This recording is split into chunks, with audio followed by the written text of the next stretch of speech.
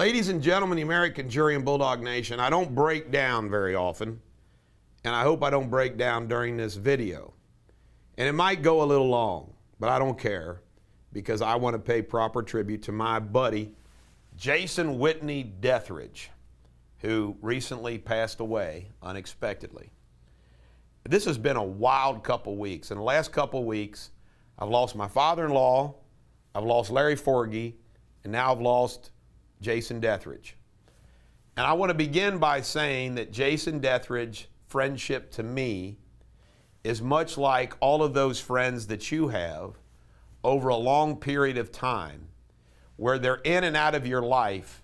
Sometimes you may not hear from them even for a year, but they're always there and they're always present. And every time you see them again, you immediately say, "Hey, how are you?" Now, Jason Deatherage and I met after he graduated from the University of Kentucky.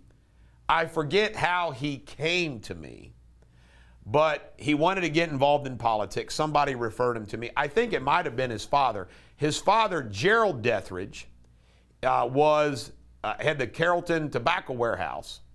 And by the way, I also want to just give my very best to his brother, Jerry Deatherage from Fort Mitchell, and his sister, Dana Deatherage, who I haven't seen or heard from forever. But anyway, he came to me, and he worked on the Dick Roding campaign with me. And we had a blast. He became like my assistant as the Kenton County Republican Party chairman and running Dick Roding's campaign. Jason was with me all the time, everywhere. We helped put up signs. We went to events. And Jason could literally talk to anybody. I don't care where you went, Jason would strike up conversations with people. And we're going to post some pictures. He was so handsome, tall and handsome and charming. And I gave him the nickname Bimbo Man, not because he wasn't stupid. He was just so charming and handsome. I said, "You're like a male bimbo. You're so damn good looking." You're like Rob Lowe. I always thought to myself, man, I wish I would look like Rob Lowe. Well, I wish I would have looked like Jason Deatherage. And he nicknamed me Vitamin Man because I took so many vitamins. We actually, it sounds so Brokeback Mountain-y. we actually had these shirts made up, Vitamin Man and Bimbo Man. But anyway, Jason worked with me in Roding campaign, and I got to tell you some of these stories. The night of the election, Roding versus Gordon Martin, the night before, the highway department told us that if there was a sign on the right-of-way, it was considered garbage, and anybody could pick up garbage. So Bimbo Man and I went out, and my car, his car, I forget which. I think it was my car. He was driving it, though. And we picked up every Gordon Martin sign that was on a right-of-way. It was garbage. We had a trunk full of Gordon Martin signs. And we were somewhere near Walton exit. We got pulled over by a cop. And I remember telling Jason, I said, "Jason, if I have to, I'm running."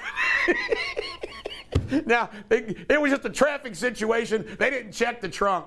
But here we were, the chairman of the Kenton County Republican Party, Roding's campaign chairman, and we had a whole truckload full of Gordon Martin signs. Now, they were trash, but how do you explain that to the police officer? Yeah, you took these off right-of-ways. Yeah. Okay. And then after that campaign was the Larry Forgy campaign. And I got to retell this story. Jason went with me down to meet Larry Forgy at Stone Keenan Park.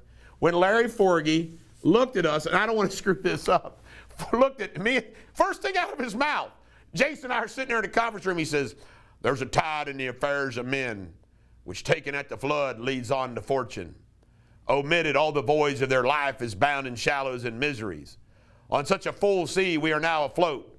We must take the current when it serves or lose our ventures." Shakespeare. Jason and I looked at each other like, man, I like this guy. So we went with Forgy. Again, everybody else was for Hopkins. We went with Forgy. And we had some times. Jason drove Gene Goss. We're posting a picture of Gene Goss. He drove Gene Goss all around the state because I was the state chairman for Gene Goss. And I was the Northern Kentucky chairman for Forgy. Now, there was an event at Governor Nunn's house. Now, everybody knows Arnold. Arnold, I hope you're watching this. Whoever knows Arnold, make sure he gets this. So Arnold is going to go down to Governor Nunn's house in Western Kentucky with me and Jason to this fundraiser. And this is funny. Arnold had a sunburn. So he's in the front seat of my Audi. And it had these heated seats on it. So we cranked up the heat. Arnold driving down. He's like, "Guys, everybody we picked on Arnold all the time. Arnold's hotter than hell." And we finally told him, said, "Arnold, we got the heat up." So we go down to Governor Nunn's mansion in Barron County. And you can't make this up. Governor Nunn has I think it was a Daniel Boone or Davy Crockett musket hanging on his wall. Arnold went to take it down. Governor Nunn goes, "No, you can't take that down." We're like, "God darn, Arnold, we freaking go to the governor's mansion and you want to take his musket off the wall, a Daniel Boone?" Oh my God, we laughed so freaking hard. Then there was an event in Pikeville. Now,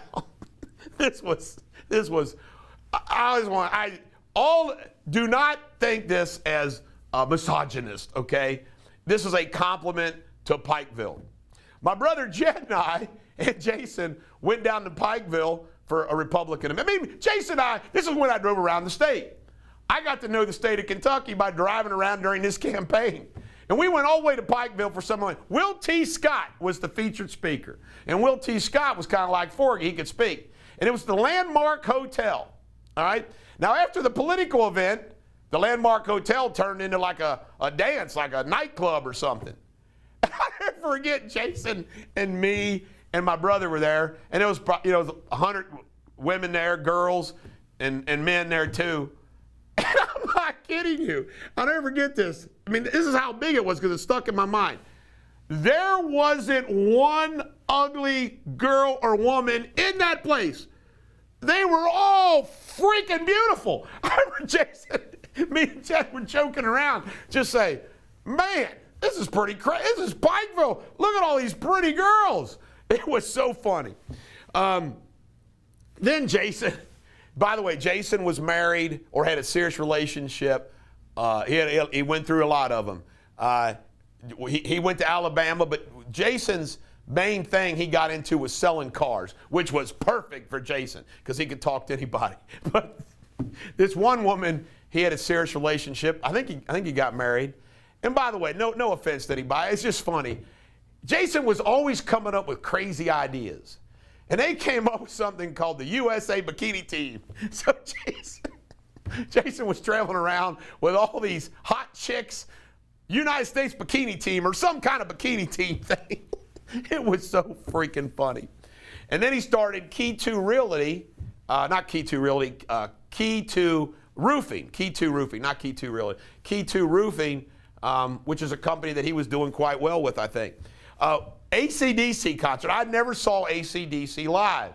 They came to Coliseum, U.S. Bank Theater, and I said, "Hey, you want to go?" And Jason and I went to see the AC/DC concert, and we had a blast. Last time I saw him, he came to Freedom Fest. I talked to him for a while there.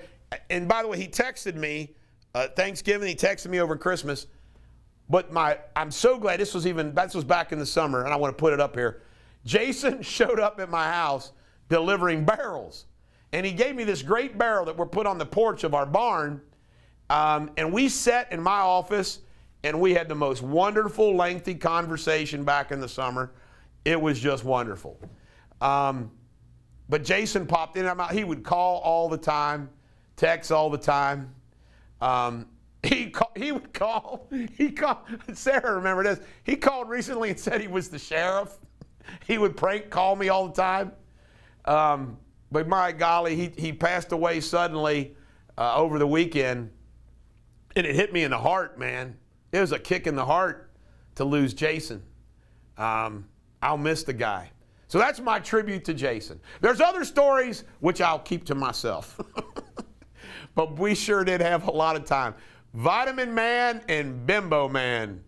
We had some good times. I love you, Jason, and I'll miss you.